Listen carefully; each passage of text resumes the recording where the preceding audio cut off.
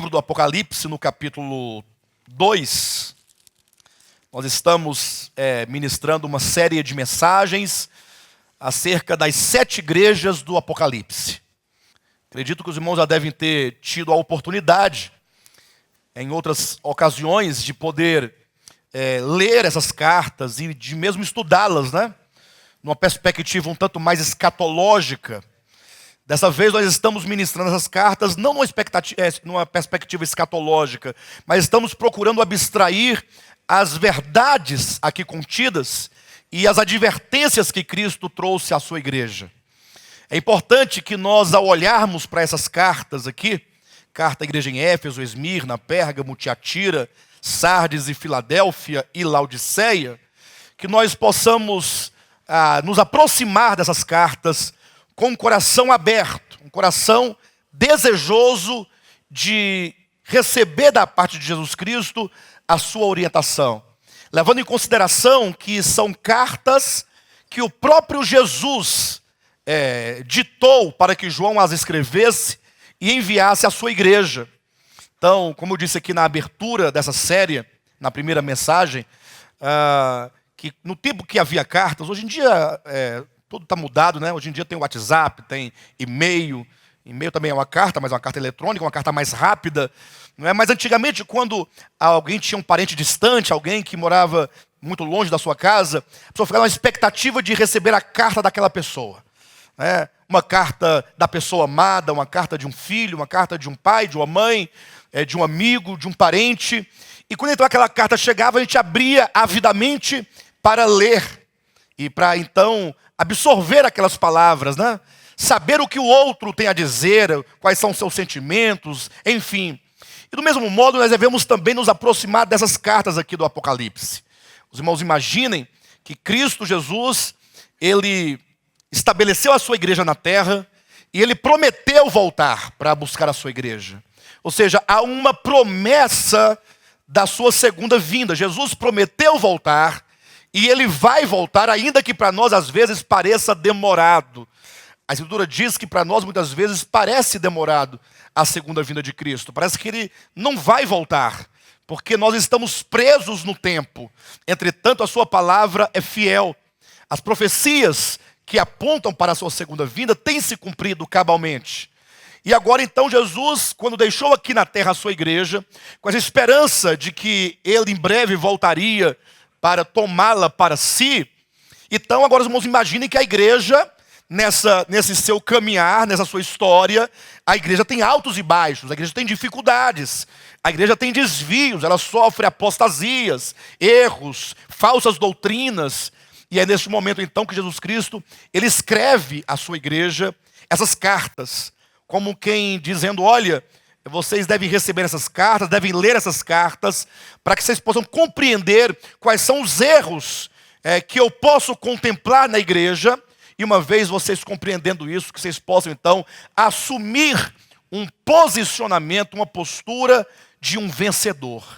O grande desafio para cada um de nós que somos membros do corpo de Cristo, nós que somos participantes da igreja de Cristo, o grande desafio é que nós sejamos vencedores.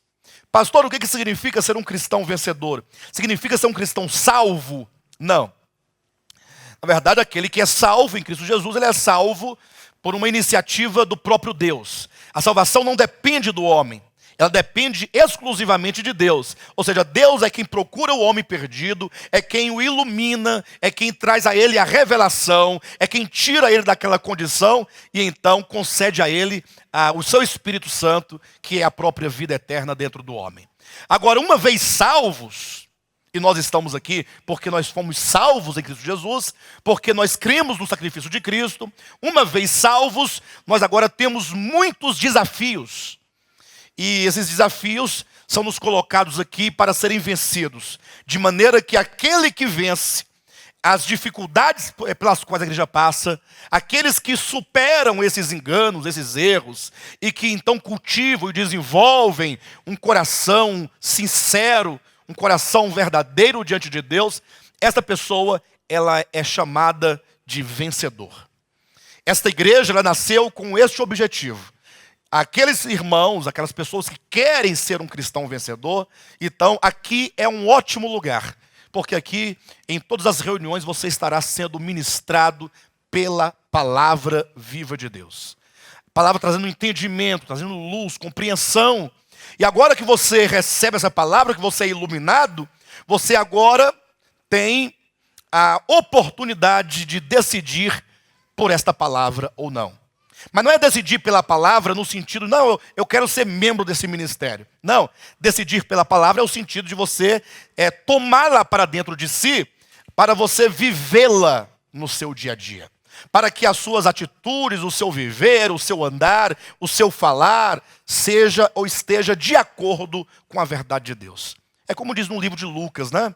Você será aquele servo que conheceu a vontade do seu Senhor, e conhecendo a vontade, então você agora vai andar de acordo com esta vontade de Deus. Amém, queridos? Portanto, vamos mais uma vez aqui ler agora a carta à igreja em Pérgamo, vamos mais uma vez adentrar essas cartas e vamos abstrair daqui aquilo que Deus tem para nos falar.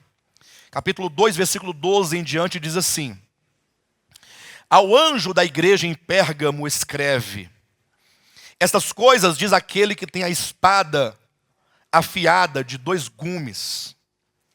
Conheço o lugar em que habitas, onde está o trono de Satanás, e que conservas o meu nome e não negaste a minha fé, ainda nos dias de Antipas, minha testemunha, meu fiel, o qual foi morto entre vós, onde Satanás habita. Tenho, todavia, contra ti algumas coisas, pois que tens aí os que sustentam a doutrina de Balaão, o qual ensinava a Balaque a armar ciladas diante dos filhos de Israel, para comerem coisas sacrificadas aos ídolos e praticarem a prostituição. Outro sim, também tu tens os que da mesma forma sustentam a doutrina dos nicolaítas. Portanto, arrepende-te.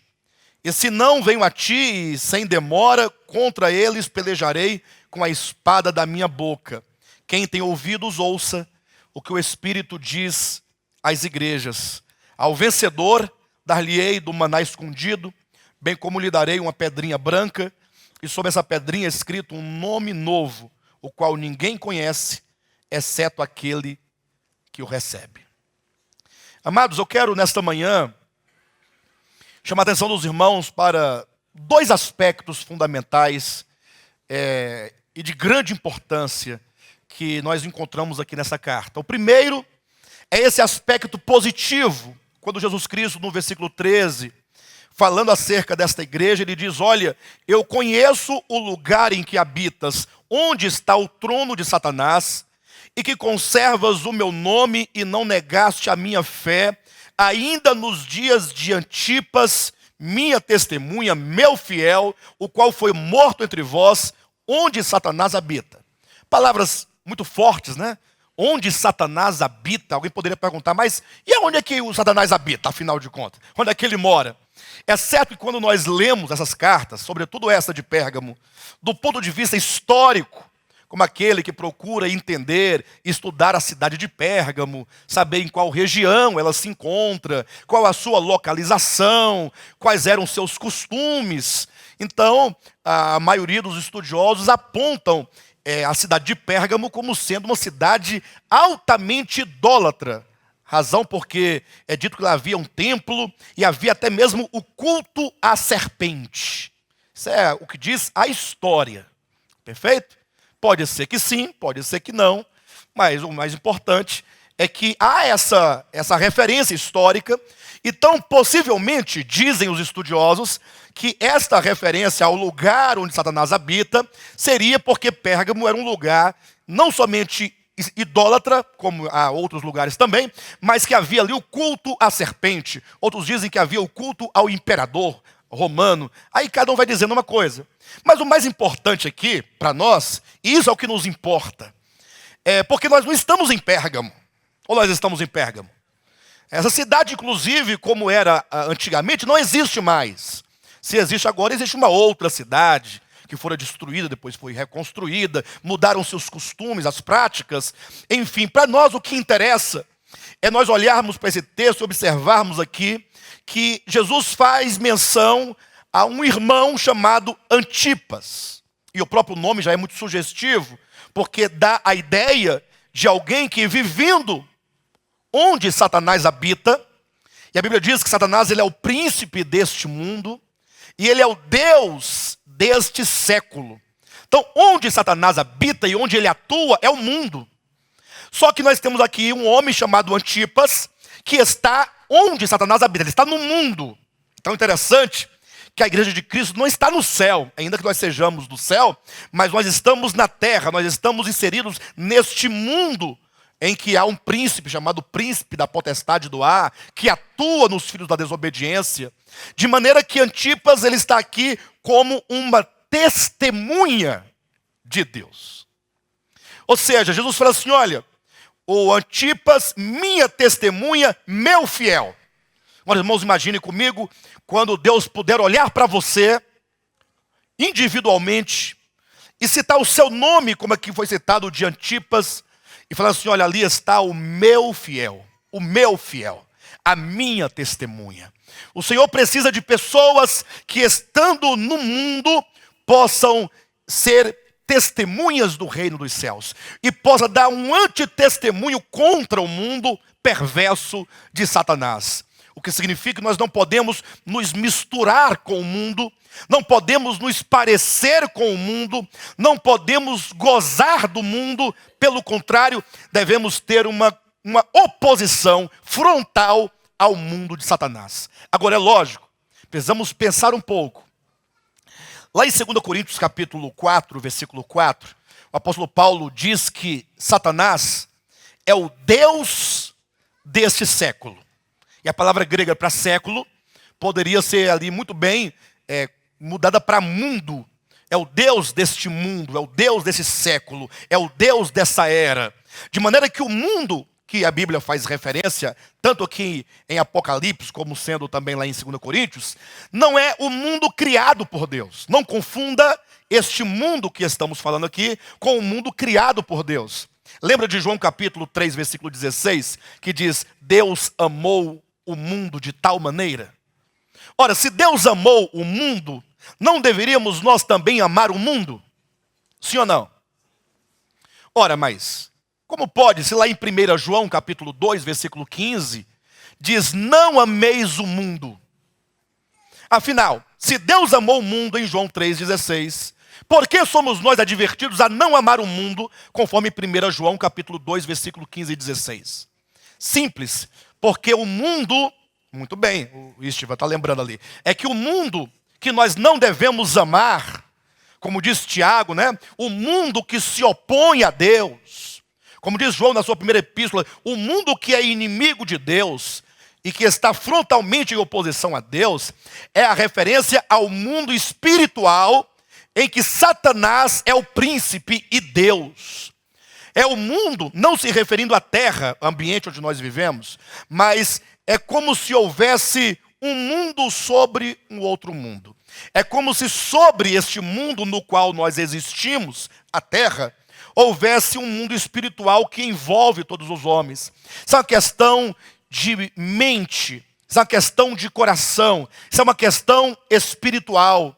Então, o Deus desse século, ele vai cegando o entendimento, ele vai gerando convicções, ideologias para afastar o homem de Deus.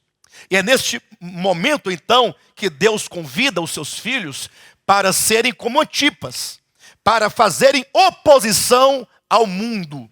Querem ver? Abra sua Bíblia rapidamente em 1 João, capítulo 2. Bem pertinho de Apocalipse aí. 1 João, capítulo 2, versículos 15, 16 e 17. Vamos ler o 15 e o 16. Diz assim, não ameis o mundo, nem as coisas que há no mundo. Se alguém amar o mundo, o amor do Pai não está pronto. Até aqui. Não ameis o mundo, nem as coisas que no mundo há, porque se alguém amar o mundo, o amor do Pai não está nele. Então, este é o mundo, que é o mundo maligno de Satanás, é o mundo no qual Satanás é Deus e príncipe. Isso porque as pessoas que são do mundo, elas se curvam diante de Satanás. Elas adoram a Satanás, ainda que indiretamente. Lembra, por exemplo, quando Satanás disse para Jesus, lá no deserto da tentação: se tu prostrado me adorares, eu te darei as glórias e esses reinos do mundo, todos eles porque a mim me foi dado. Então, muitas vezes, o diabo ele oferece coisas para as pessoas, em troco de quê? Da sua rendição a ele.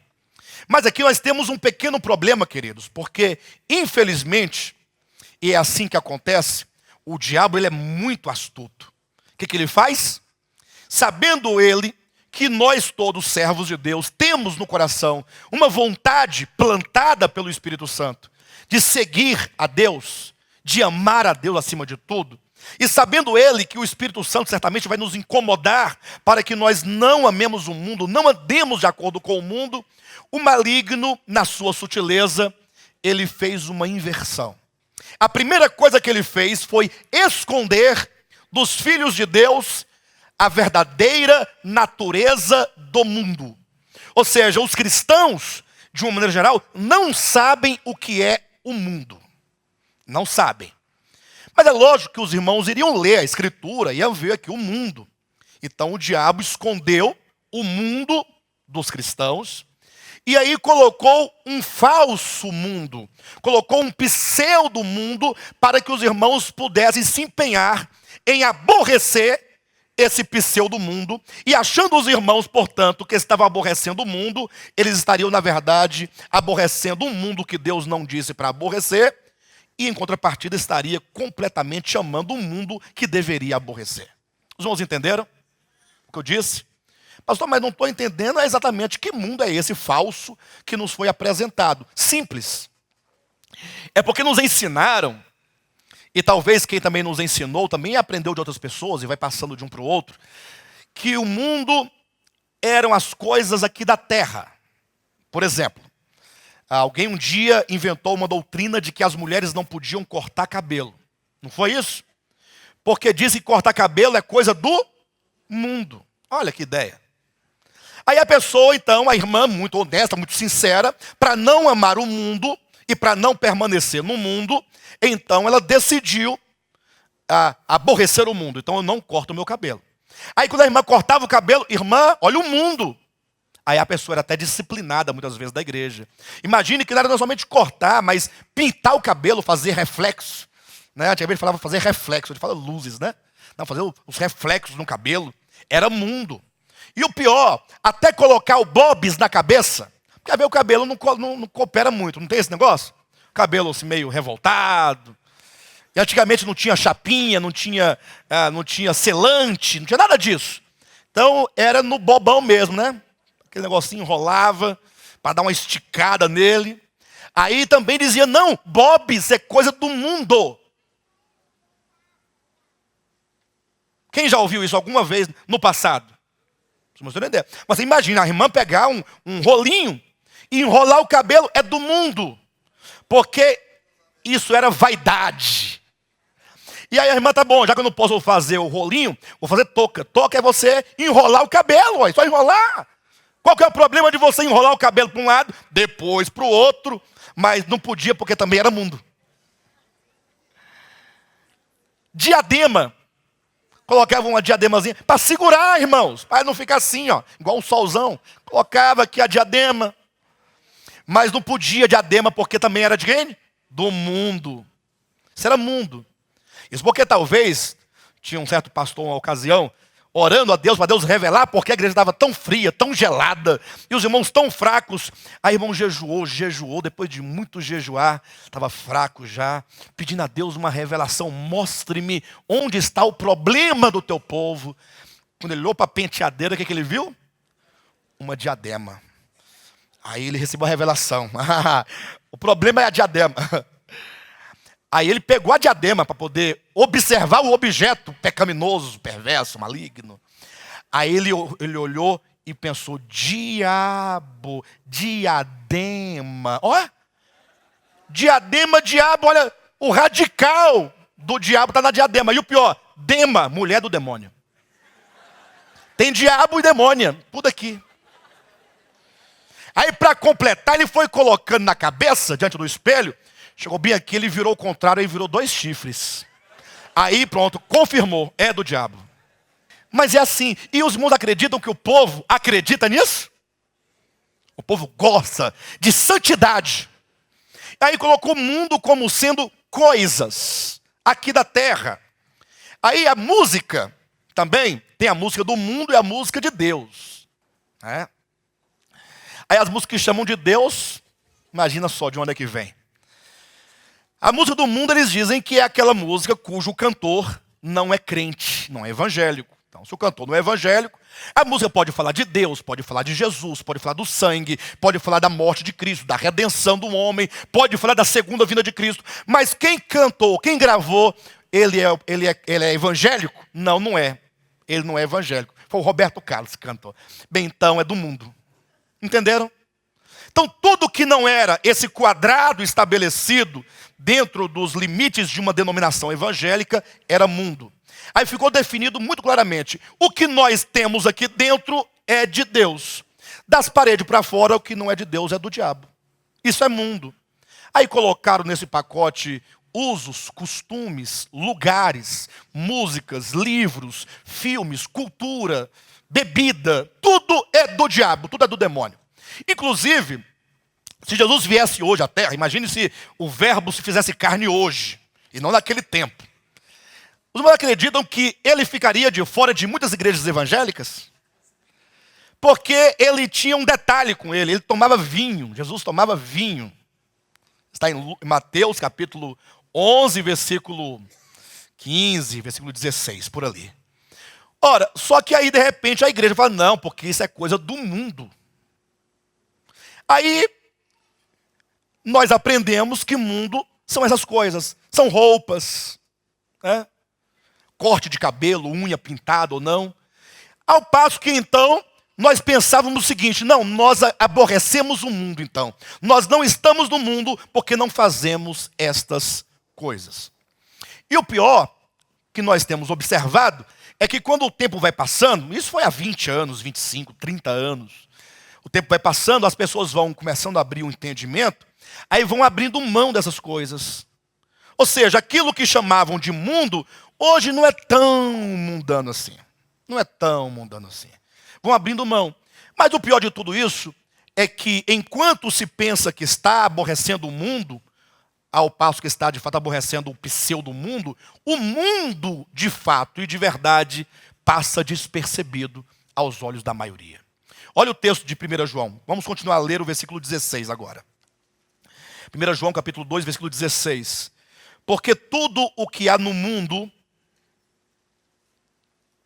lá no finalzinho do 16, não procede do Pai, mas do mundo. Ora, mas o que é dito aqui? Porque tudo o que há no mundo não procede do Pai. Aí então, João vai estabelecer 3 pontos que caracterizam efetivamente o mundo.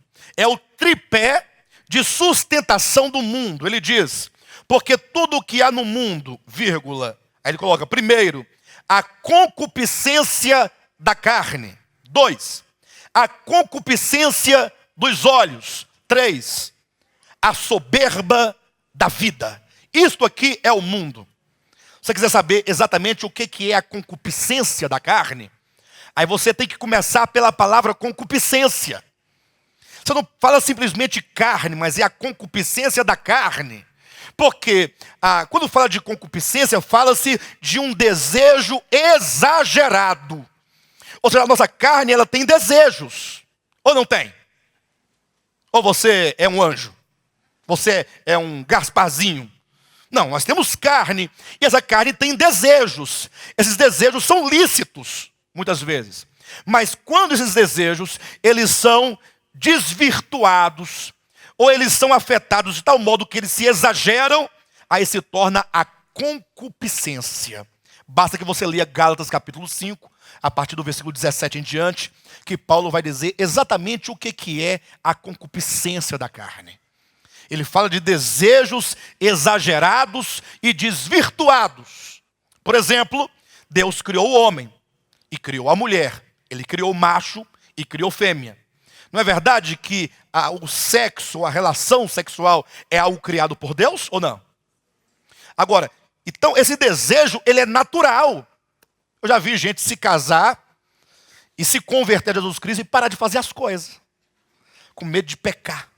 Não pode tocar, porque peca. E não sabe que isso é coisa de Deus. Agora, quando esse desejo se torna prostituição, adultério, lascívia, olha como que fala de um desejo que agora ele é desvirtuado. Ele agora se torna uma transgressão contra o outro, contra o corpo, contra uma série de coisas. E então agora se torna isso uma concupiscência da carne. Então, a Bíblia fala que o mundo ele tem 3 pilares. A concupiscência da carne, está lá em Gálatas capítulo 5. A concupiscência dos olhos. E esse é um dos pontos que quase ninguém aborda, porque como o mundo, nos disseram, era apenas comida, bebida e música e lugares, então esqueceram dos olhos. E aí muitas vezes nossos olhos olhando para uma coisa lícita, para uma coisa boa, pode ser que haja uma concupiscência. Pode haver aquele desejo exagerado de possuir algo quando você não precisa, quando não te pertence. É quando você olha e agora aquilo te consome de uma tal maneira que você fará qualquer coisa para possuir aquilo, que muitas vezes pode ser lícito. Mas porque aquilo entrou no seu coração, pela sua visão, e gerou desejos errados, então se torna a concupiscência dos olhos. E o pior quando diz sobre a soberba da vida. O que é a soberba da vida? O que seria a soberba da vida, amados? Autossuficiência. Imagine só que o jovem, ou a jovem, ele olha para si mesmo, e aí ele se sente forte, bonito, poderoso. Ou talvez a pessoa olha para o seu dinheiro, e ele se sente um tanto garantido financeiramente falando, ou intelectualmente falando. E a pessoa então começa a desprezar a Deus, e a desprezar os homens em razão de uma soberba, por considerar-se ou por considerar que é alguma coisa. Nós vemos muito isso na Escritura, vários exemplos. Quando a pessoa ela chega ao ponto de desprezar a Deus, de não depender de Deus e passa a confiar em si mesmo. Esta é a soberba da vida. Em Jeremias capítulo 17, versículo 5 e 6, diz assim: maldito o homem que confia no homem, e que faz do seu braço, da sua carne mortal, o seu braço. Ou seja, o homem que confia não é no outro homem, não. Maldito o homem que ao invés de confiar em Deus, confia no próprio homem, confia em si mesmo. Olha para os irmãos terem uma ideia, o que acontece com tal pessoa? Abre sua Bíblia em Jeremias capítulo 17. Olha como Deus fala o destino final dessa pessoa. Capítulo 17, versículo 5. Assim diz o Senhor: maldito o homem que confia no homem, faz da carne mortal o seu braço e aparta o seu coração do Senhor. Então, essa pessoa que assim procede, ele é maldito. Versículo 6 diz: porque será como o arbusto solitário no deserto, e não verá quando vier o bem. Antes morará nos lugares secos do deserto, na terra salgada e inabitável. Os irmãos, imaginem que figura que o profeta se utiliza aqui para falar acerca da condição dessa pessoa que confia em si mesmo e que não confia em Deus. É como um arbusto solitário no deserto.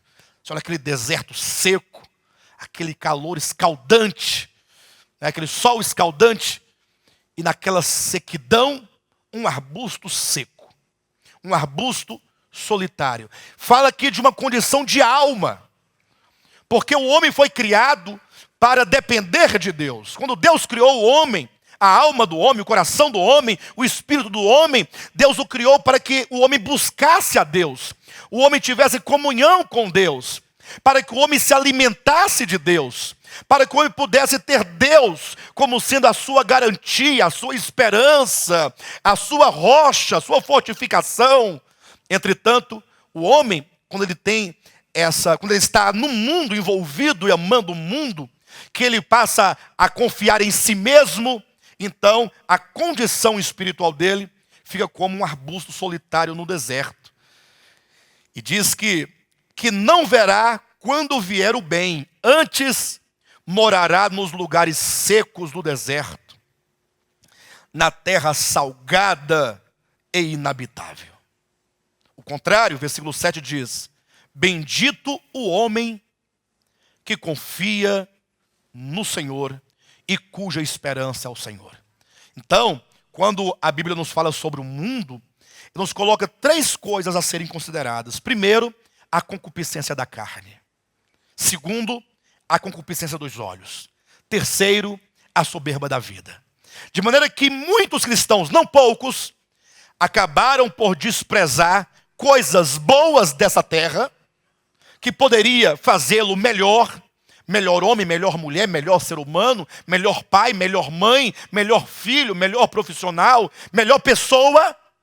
Desprezou e agora simplesmente vive no mundo porque não sabe que o mundo está dentro dele. É uma questão de concupiscência, é uma questão de natureza, está dentro do coração humano e que precisa ser tratado. Aí de repente vem Jesus e diz: olha, há uma pessoa chamada Antipas que se posiciona onde Satanás habita como uma antitestemunha. Ou seja, ao mesmo tempo que é testemunha de Deus, se opõe frontalmente ao mundo. E aí Jesus Cristo nos ensina que o mundo então reconhecerá que nós somos discípulos dele, a partir do momento que nós começarmos a viver e a proceder como Jesus procedeu, como Jesus viveu. Jesus explica em João capítulo 16, amados, que o mundo haveria de matá-lo, porque o mundo não conhecia o Pai, consequentemente não conhecia o Filho, porque o mundo aborrece o Filho. Ele diz: olha, no momento em que vocês, discípulos, começarem a viver a vida do reino dos céus na terra, como um verdadeiro Antipas, como um testemunho de Deus, e contra um antitestemunho ao mundo, então o mundo também vos odiará. O mundo também vai odiar a vocês. O mundo vai aborrecer a vocês e também vão perseguir a vocês. Imagine, queridos, quando o mundo se sentir ofendido em razão do nosso viver, em razão do nosso proceder. Pastor, e como pode ser isso? Como nós podemos proceder desta maneira? Primeiro, conhecendo o próprio Jesus Cristo nas Escrituras, conhecendo como ele tratava as pessoas, conhecendo como ele tratava as coisas referentes ao reino de Deus, como ele se relacionava com as pessoas, como ele tocava as pessoas, como ele falava, como ele vivia, como ele amava, como ele abraçava, como ele era pela verdade. E aí então você agora começa a buscar: Senhor, eu quero viver aqui neste mundo onde Satanás habita como um verdadeiro e autêntico discípulo. Eu quero viver aqui na terra, neste mundo, onde é o príncipe da potestade do ar, mas como luz da terra, ou luz do mundo e sal da terra. Fazer a diferença, como diz Jesus, luz e sal, não é você não se vestir como as pessoas da terra se vestem. Não é isso. É lógico que existe um aspecto a ser ressaltado, porque a Escritura nos ensina que nós, servos de Deus, devemos nos vestir com decência e com modéstia. Não é verdade? Mas não diz do tipo de roupa. Até porque é provável, é possível que uma pessoa cristã, uma mulher, vamos dizer nesses termos, ela pode vestir uma calça decente, não pode? Como pode vestir uma calça indecente, ou não? Ela pode vestir uma saia decente, ou uma saia indecente. Ela poderá vestir um vestido decente ou um vestido indecente. Então, o que está em pauta aqui é a decência e não o tipo de roupa. Olha como o maligno é sutil. Ele estabeleceu num certo meio, dizendo assim: olha, aqui as mulheres não podem usar calça, porque calça é do mundo, calça é pecado. Aí as irmãs lá não vestem calça, vestem vestidos. Só que muitos vestidos são indecentes. Os irmãos entendem? Olha como que em nome de uma obediência a Deus, a pessoa peca. Porque não compreendeu a verdadeira natureza do mundo. A natureza do mundo espiritual, do maligno, diz respeito a concupiscências do coração e não a coisas exteriores aqui da terra. Não é sem razão que Jesus disse, é do coração que procedem os maus pensamentos, é do coração que procede, ele vai colocando aqueles elementos todos, dizendo que a fonte do pecado não é aquilo que está fora, mas é aquilo que está dentro. Então aqui em Apocalipse capítulo 2, vamos voltar para o texto do Apocalipse, Jesus, ele vai elogiando esta igreja, 2,13 de Apocalipse, dizendo, conheço o lugar em que habitas, onde está o trono de Satanás. Trono aqui lembra o seu governo, né? O trono de Satanás quer dizer que Satanás ele governa este mundo. E que conservas o meu nome e não negaste a minha fé. Ainda nos dias de Antipas, minha testemunha, meu fiel, o qual foi morto entre vós, onde Satanás habita. Então Deus, ele precisa de pessoas que conservem o nome e não neguem a fé neste mundo onde Satanás governa. Testemunhas. Cuidado também, porque quando diz não negaste o meu nome, tem surgido algumas pessoas dizendo, olha gente, quando fala de negar o nome, muitos têm negado o nome, aí eles vão dizer que o nome de Deus não é Jeová, ou não é Yahvé, ou não é Jesus, aí eles vão entrar naquelas histórias de tentar descobrir um nome para Jesus. Aí, o nome dele é Yeshua, aí passam a pregar Yeshua, aí sai dois dentre eles e falam, não é Yeshua, é Ioshua. Aí depois sai, não é Yahu. Acho que é Yahoo, não é? Não tem um tal de Yahoo? Tem um Yahoo, acho que é Yahoo, é isso mesmo. Aí eles vão criando os nomes, eles vão lendo hebraico, estudando as línguas antigas, tal, para ver se chega no nome. Isso para não negar o nome. Mas entenda que não negar o nome não significa não negar grafemas ou fonemas, mas é negar a pessoa, porque o nome diz respeito à pessoa. Então, não negar o nome é não negar a pessoa de Jesus, não negar as palavras de Jesus, não negar a obra de Jesus Cristo. Então o Senhor precisa de pessoas que sejam testemunhas aqui neste mundo, que possam sustentar essa verdade acerca da pessoa de Cristo. Não negar o seu nome, não abrir mão da pessoa de Jesus, da obra de Jesus Cristo, não se envergonhar da sua obra, nem do seu evangelho. E não negar a fé, mas permanecer firme, dizendo para o mundo que Jesus Cristo é Deus. Que Jesus Cristo é Deus que veio ao mundo para redimir a humanidade. E manter-se nesta base, ainda que o nosso fim seja como o de Antipas, que foi morto entre vós, onde Satanás habita. O Senhor, ele clama e convida pessoas para que tenham esse posicionamento de um discípulo. E aí nós fazemos a diferença entre filho, entre servo e entre discípulo.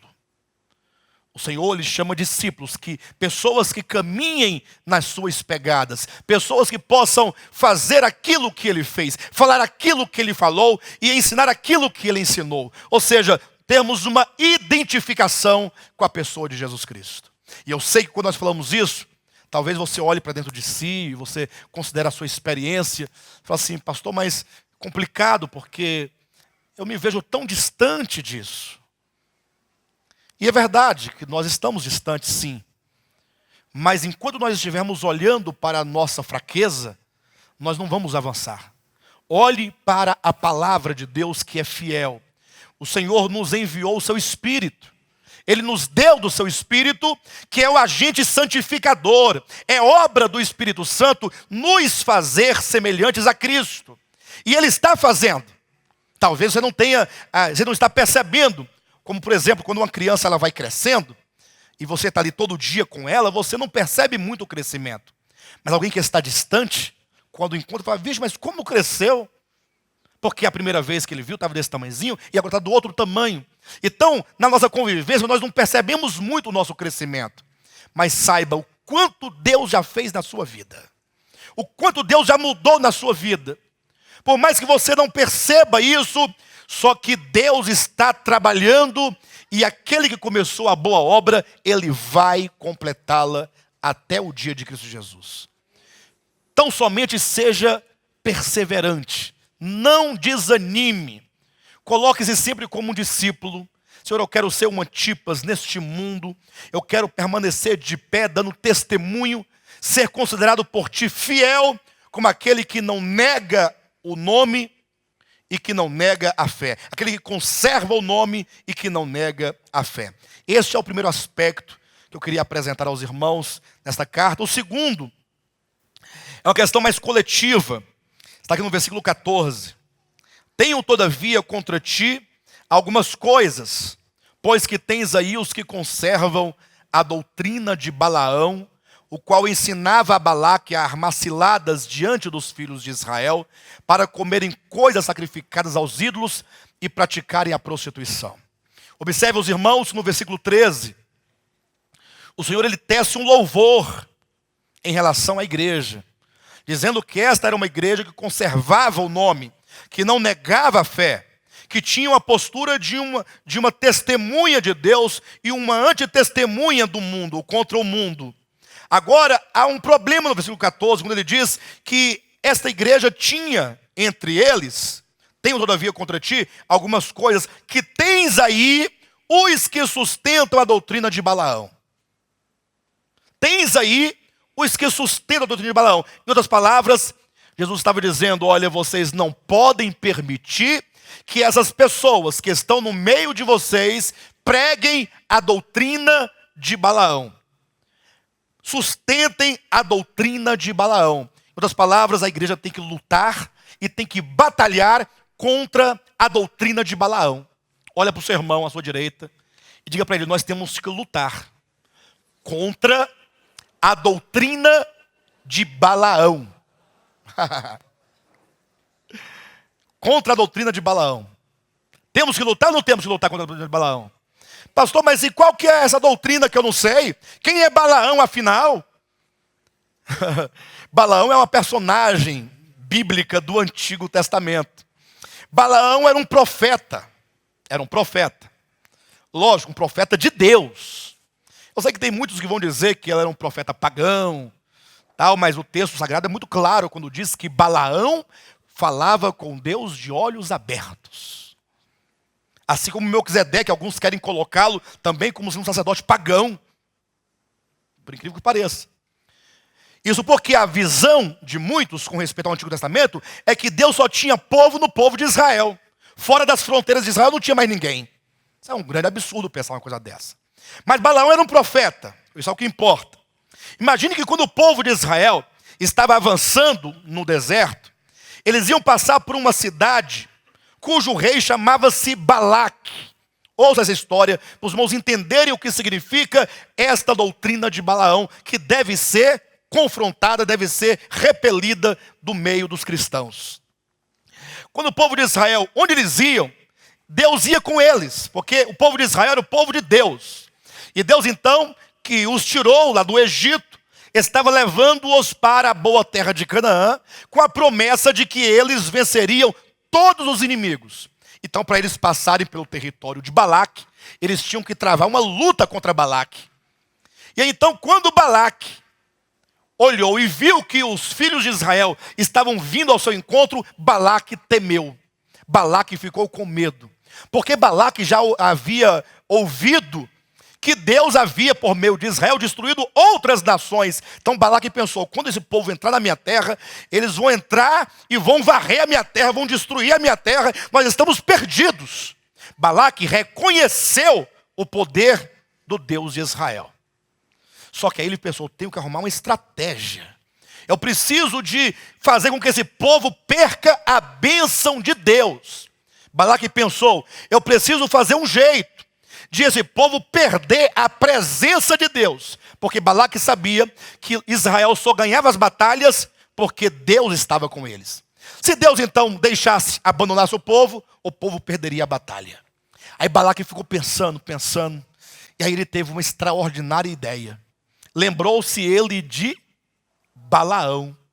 Balaque se lembrou, tem um profeta em tal lugar, então eu vou chamar aqui esse profeta e vou pedir para ele amaldiçoar o povo de Israel. Aí se o profeta que é de Deus amaldiçoar o povo ficará em maldição, aí Deus não vai poder abençoá-los mais, estão amaldiçoados. Aí pensa numa ideia boa, chamou Balaão e lá foi o profeta. E aí Balaque disse, olha, o povo de Israel está vindo aí, eles vão varrer a minha terra, vão destruir a minha terra, eu não tenho saída senão que você amaldiçoe este povo. Aí Balaque, não posso fazer isso porque é o povo de Deus, como é que eu vou amaldiçoar o povo de Deus? Falou, não, rapaz, mas eu tenho aqui uma grana, eu tenho um negócio para te dar aqui. Aí quando entra o negócio do dinheiro, tudo muda, não muda? Aí Balaque falou assim, bem, eu acho que esse povo é de Deus, mas não é tanto de Deus assim, né? Rapidinho se muda de ideia. E quanto é que é? Aí pensa em ouro, prata, tudo, aquele dinheirama todo.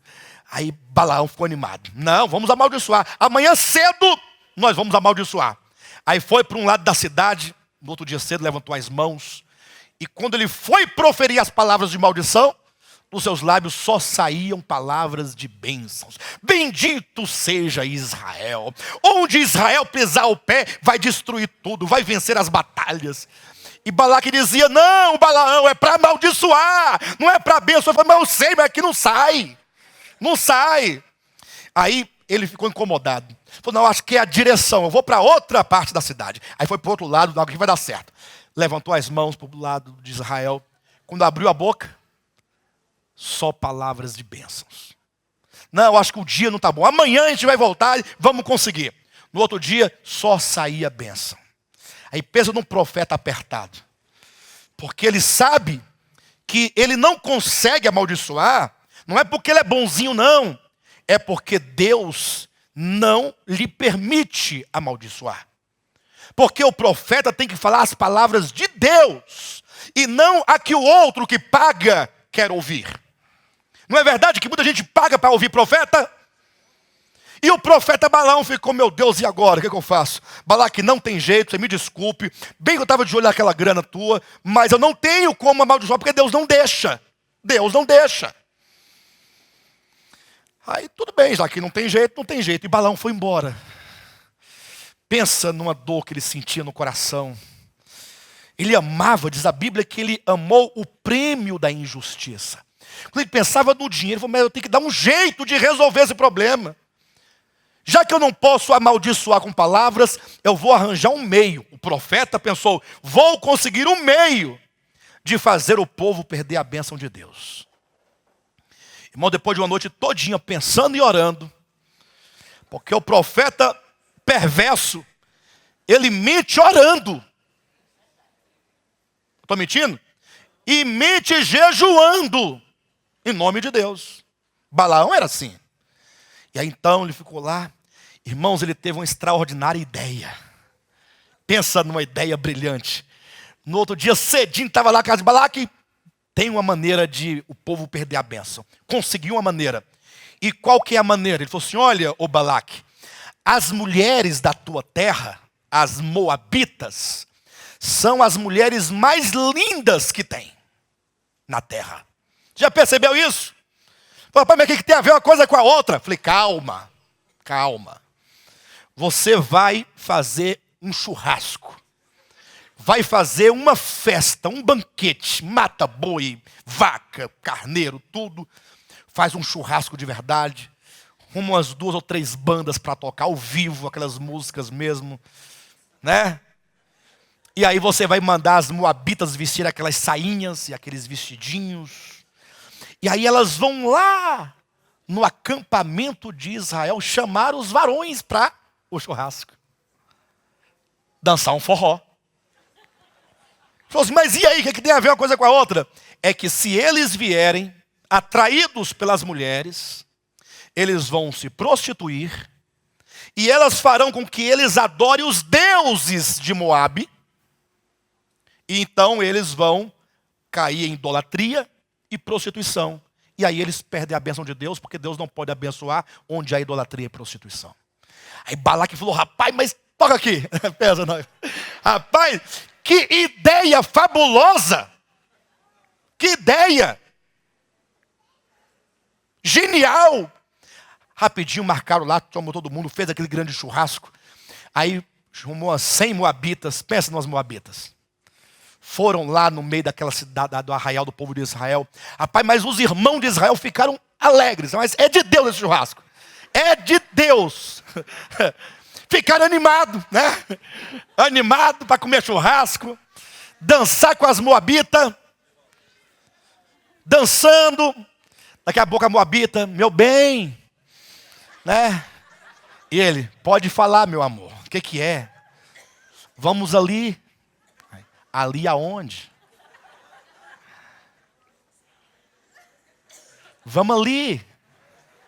Mas ali aonde? Não. Vamos lá atrás do ídolo. Que o objetivo era levar para o ídolo. Fazer adorar o ídolo. E o povo de Deus caiu. Nessa cilada, porque isso foi uma cilada. E o povo de Israel perdeu a bênção de Deus. Essa é uma história do Antigo Testamento. E eu não estou exagerando não. Eu estou apenas aqui demonstrando como possivelmente pode ter ocorrido. Mas o fato é que a Bíblia fala de um tal profeta chamado Balaão, que porque amou o dinheiro, fez o povo de Deus se desviar do propósito de Deus. E, portanto, essa figura de Balaão chega ao Novo Testamento como uma figura emblemática. Mostra ali em Balaão todos profetas, quantos quer que sejam, onde quer que eles estejam, que por causa do dinheiro faz o povo de Deus se desviar da verdade, faz o povo de Deus se desviar do propósito de Deus, faz o povo de Deus errar e perder, consequentemente, a bênção de Deus. Irmãos, imaginem que quando Pedro estava pregando, certa ocasião, diz a Bíblia, que tinha um certo mágico que viu ali que Pedro, ele tinha um poder de Deus, ele colocava as mãos sobre as pessoas e elas recebiam o Espírito Santo. E aí o Simão, o mágico, ficou olhando e falou, rapaz, se eu tivesse esse poder que esse homem tem, eu ia arrebentar de ganhar dinheiro. Olha a ideia dele. Aí o que ele fez? Foi lá, se converteu, se batizou, está lá do lado de Pedro, vem cá, Pedrão, tá batendo papo com Pedro. Logo ele pergunta para Pedro, e aí? Quanto é que você quer? Para você poder me dar desse seu poder. O que Pedro respondeu para ele? Seja o teu dinheiro.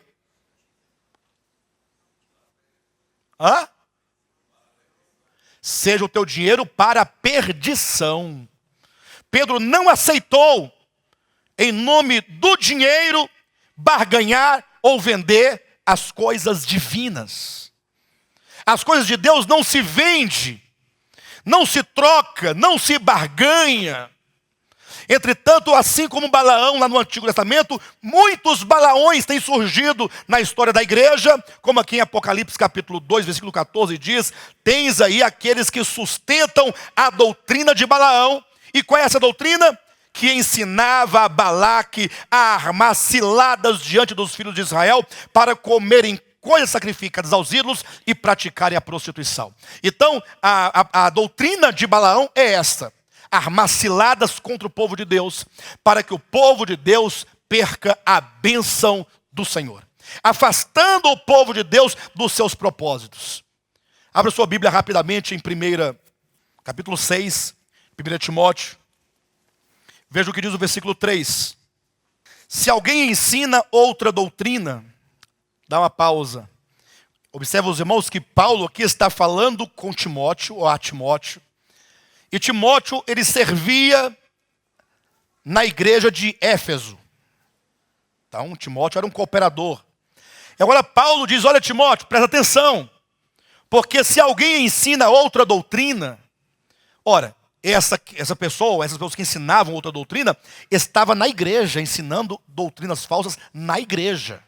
Se alguém ensina outra doutrina e não concorda com as sãs palavras de nosso Senhor Jesus Cristo e com o ensino segundo a piedade. E aqui eu entendo que as pessoas que ensinam outra doutrina, que se opõem à doutrina de Cristo, é porque elas não podem concordar com a doutrina de Cristo. A Cristo diz assim, por exemplo, não acumuleis tesouros sobre a terra. Não é assim que ele diz? Não acumuleis tesouros sobre a terra. Só que aí o pregador fala assim, mas é tão bom acumular tesouro sobre a terra. Inclusive seduzir o povo para que acumulem tesouro sobre a terra. Vocês têm que ter tesouro sobre a terra. Tem que ter casa, carro, fazenda, dinheiro, prosperidade. Mas Jesus fala, não, você não deve acumular tesouro sobre a terra. Mas aí o homem quer, então ele diz, eu não posso concordar com Cristo. Ele disse, mas eu não posso concordar simplesmente. Então essa pessoa, ela acaba pregando outra doutrina e não concorda com as palavras de Cristo. Diz o versículo 4, essa pessoa é enfatuada, nada entende, mas tem mania por questões e contendas de palavras, de que nasce inveja, provocações, difamações, suspeitas malignas, altercações sem fim por homens, cuja mente é pervertida. E privados da verdade, supondo que a piedade é o quê? Supondo que a piedade é fonte de lucro. Será que Balaão não estabeleceu essa semente aqui? Usando de dons espirituais para poder fazer o povo errar, porque ele era um profeta. Agora é dito que há pessoas que ensinam doutrinas contrárias à de Cristo, porque supõem que a piedade é fonte de lucro. O que está em voga aqui em torno de Balaão, não é tão somente o desviar o povo de Deus da fé, mas é fazê-lo movido pela ganância ao dinheiro. Por isso que Pedro diz na sua primeira epístola, na sua segunda epístola, capítulo 2, versículo 3, ele diz que muitos homens, nos últimos dias, eles fariam comércio de vós, usando palavras fictícias. Ou seja, movidos por avareza. Este é o coração de Balaão, um coração avarento. E que em nome, então, de possuir aquela riqueza, acabou desviando o povo de Deus da verdade. Alguém diz, pastor, mas e aí? Mas e os dons espirituais não devem ser desenvolvidos? Não deve haver os dons espirituais na igreja ou não deve? Será que por causa de Balaão, então, nós não vamos mais buscar os dons espirituais? Aí eu peço aos irmãos que leiam atentamente em casa, 1 aos Coríntios, capítulo 12, e capítulo 13 e capítulo 14. Porque são 3 capítulos em que o apóstolo Paulo, ele explica acerca dos dons espirituais. E ele fala o seguinte, que os dons, eles são necessários para a edificação do corpo de Cristo. E este é um princípio fundamental para quantos pensam em dons espirituais.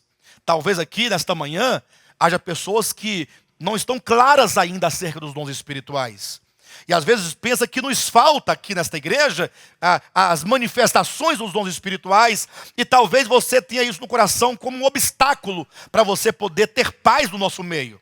Talvez você fique, mas tinha que ter os dons, tinha que ter os dons. Então vamos começar a pensar os dons do seguinte ponto de vista.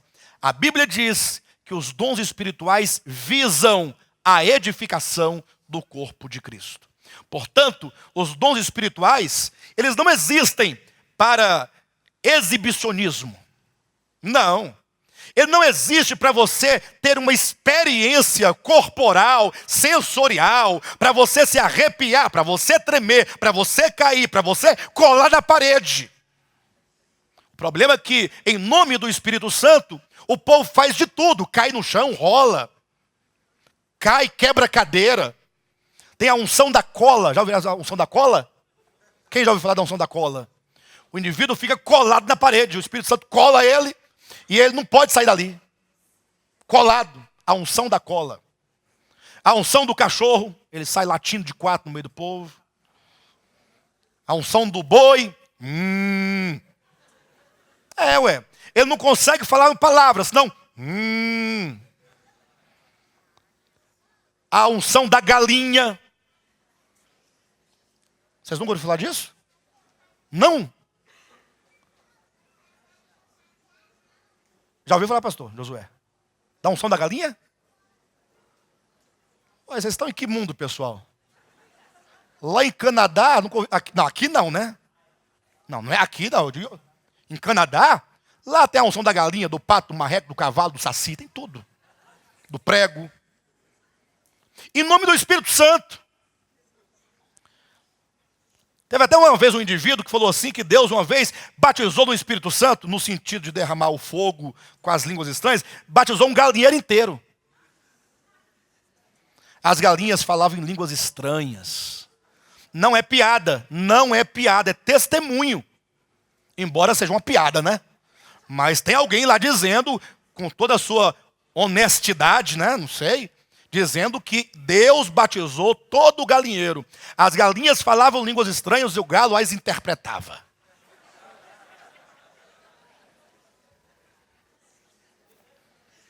Mas por que tudo isso? Porque as pessoas não estão entendendo que os dons espirituais visam a edificação do corpo de Cristo. Irmãos, o que é a edificação do corpo de Cristo? Em poucas palavras, o que é a edificação do corpo de Cristo? A construção do novo homem. Muito bem. Em palavras bem práticas, diretas, Deus quer mudar o nosso caráter. Perfeito? Deus quer mudar o seu coração. Deus quer mudar a sua alma. Deus quer te dar um coração puro, santo, perfeito, sem mácula, sem ruga, sem nada que possa, que se identifique com o pecado. E aí o trabalho é grande. Então os dons, eles contribuem para que essa salvação se opere na sua alma. Aí eu pergunto, quanto da sua alma é transformada quando alguém fica se ciscando no chão? Quando alguém cai cheio lá de alguma coisa, quanto da sua alma é transformada? Em que aquele gesto, aquela atitude contribui para a salvação da alma, para a transformação da alma, para o quebrantamento do seu coração? Quanto? Nem da própria pessoa, que dirá de quem está olhando.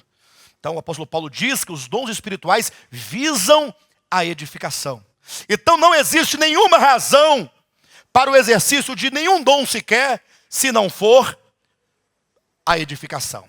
Se não visa a edificação, então pode parar tudo, porque não tem razão nenhuma, porque os dons são dados visando a edificação. Segundo, os dons são do Espírito. Eles não são nossos. Eu não posso aqui deliberadamente determinar qual é o dom que a igreja tem que ter. Eu não posso. A Bíblia fala que o Espírito Santo distribui os dons como lhe apraz, como ele quer, visando aos interesses do próprio Espírito, não aos interesses de um movimento. Eu não posso determinar o dom de línguas dizendo que todos vocês têm que falar em línguas, senão não são batizados. Eu não posso dizer isso. Até porque a Bíblia Sagrada mesmo nos orienta que nem todos falam em línguas estranhas. Está lá em 1 Coríntios capítulo 14. Capítulo 12, né? Versículo 28 e 29. Nem todos falam. O que significa que ninguém pode impor um dom. Porque o dom, ele é distribuído de acordo com o desejo, com a vontade, com os interesses do Espírito Santo. O que significa que ele é que sabe qual é o dom que vai melhor atender a necessidade daquela igreja naquele momento, naquele tempo. Terceiro lugar, isso não significa que nós não devemos ficar passivos. Devemos sim buscar os dons do Espírito. Você tem que buscar os dons espirituais. Pastor, eu tenho que buscar? Então como é que nós vamos fazer para buscar? Vai marcar um dia para a gente poder fazer aqui uma oração forte na cabeça do povo, para que o povo receba esses dons? Não. Você, como um membro do corpo de Cristo, tem o direito de ter o dom espiritual, né? Que a Bíblia fala, tem vários. Primeiramente, conheça os dons espirituais. Saiba quais são os dons espirituais. Em 1 Coríntios capítulo 12, menciona-se 9. Em 1 Pedro capítulo 4, versículo 11, menciona mais uns 5. Lá em Romanos capítulo 12, tem mais uns 6. Aí você vai percebendo na Escritura que tem vários lugares que você pode fazer uma relação enorme de dons espirituais. Desde aquele talvez mais conhecido, e talvez o mais desejado, que seria o dom de maravilha, que você ressuscita mortos, cura paralítico, cego de nascença, até aquele que ninguém conhece, ou a maioria não conhece e não quer, que é o dom da liberalidade, o dom de ofertar. Verdade. Está lá em Romanos capítulo 12. Dom de ofertar. Dom de abençoar as pessoas. A pessoa tem um dom de dar dinheiro. Ele gosta de dar dinheiro. Está no coração dele. Deus colocou isso no coração dele. E Deus supre o bolso dele para ele ter, para poder passar. Porque não basta ter a vontade. Tem que ter a vontade e tem que ter o dinheiro. Mas isso é um dom. Não é que você deve, só alguns podem ajudar ao outro ou à obra. Não, não é isso. É que todos ajudam de maneira comum. Mas tem algumas pessoas que têm um dom de Deus. Está lá em Romanos capítulo 12, versículo 5, salvo engano, que fala sobre o dom da liberalidade. A pessoa que dá porque Deus colocou esse dispositivo no seu coração. Ele tem essa função. Tem um outro dom também, que é o dom de exercer misericórdia. Pastor, mas todos não devem exercer misericórdia? Não, todos devem e todos exercem. Mas tem outros que vivem em função do outro. Em função. A existência dele é toda voltada para socorrer alguém. Ele tem que socorrer, nem que seja um cachorro, um gato, um animalzinho. Mas ele vive em função. Não lhe é pesado, ninguém precisa cobrar, ninguém tem que exigir nada, é um dom. Mas quantos querem esse dom? Então você primeiramente conhece os dons, são vários os dons. Depois, você poderá buscar os dons espirituais. E qual dom você deve buscar? Esse é um grande ponto. Qual dom? Aí o apóstolo Paulo vai dizer, eu vou apresentar um caminho mediante o qual vocês deverão buscar os dons espirituais. Aí ele passa a apresentar um caminho sobremodo excelente, que é o caminho do amor. Ó, é o caminho do amor. Observe que na sua Bíblia, lá em Coríntios 13, talvez tenha assim como um título assim, ó, o dom supremo. Como o contexto de capítulo 12, 13 e 14 de 1 Coríntios são os dons espirituais, o editor entendeu que o amor era um dom acima de todos os dons. Mas Paulo apresenta o amor não enquanto um dom, embora seja, mas apresenta o amor como sendo um caminho. Como é que começa o capítulo 13? E eu vos passo a mostrar um caminho sobremodo excelente. Porque o versículo anterior, que é o último versículo do capítulo 12, diz, procurai com zelo os melhores dons. Que é 12:31, salvo engano. Procurai com zelo os melhores dons.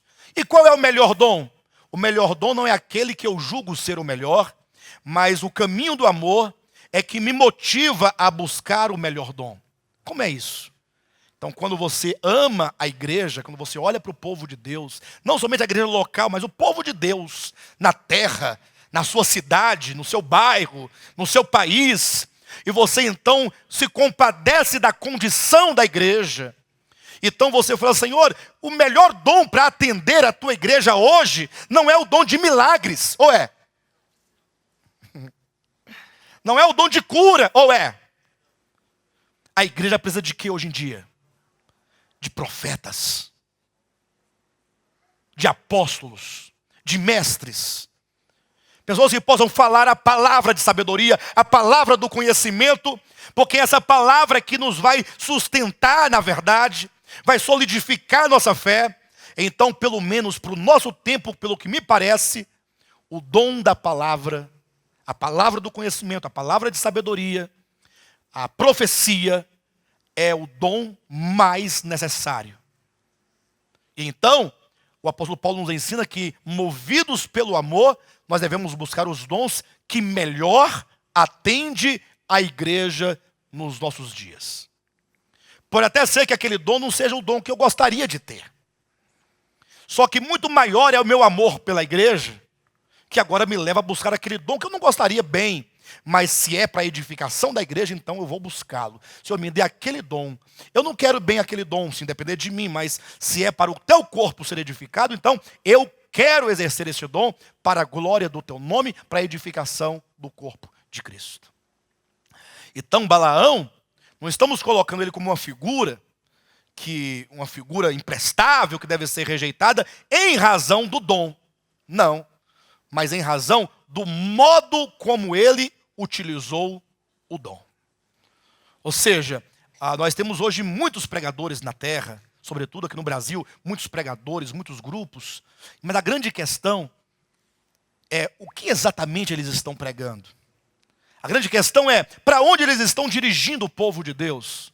Porque o povo é guiado pelas palavras, não é? O povo não é guiado?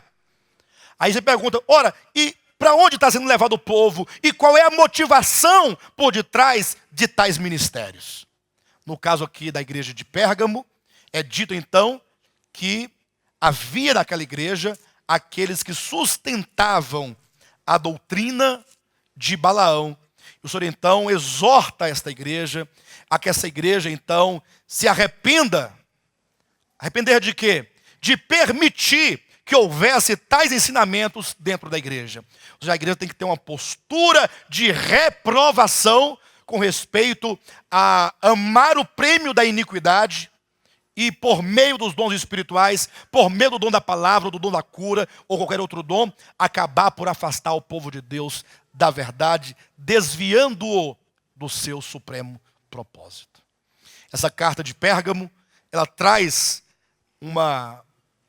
um elogio no versículo 13, uma reprovação no versículo 14, e então o versículo 15 faz uma promessa, dizendo que o vencedor receberá o direito de comer do maná escondido.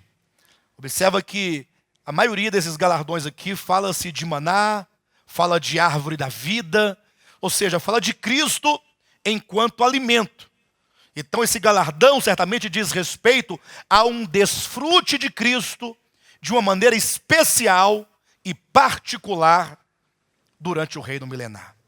Ou seja, você ter um prazer com Cristo, um desfrute de Cristo especial como uma recompensa por você ter vencido todas essas degradações. Ser um vencedor, portanto, aqui em Pérgamo, é você vencer a doutrina de Balaão e também, como diz o versículo 15, vencer a doutrina dos nicolaítas, que já falamos aqui na primeira mensagem de Éfeso, já falamos sobre os nicolaítas. Portanto, eu encorajo a igreja a vencer as degradações, a vencer a doutrina de Balaão.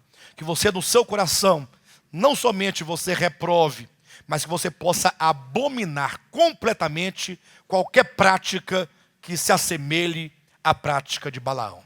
Amém, igreja?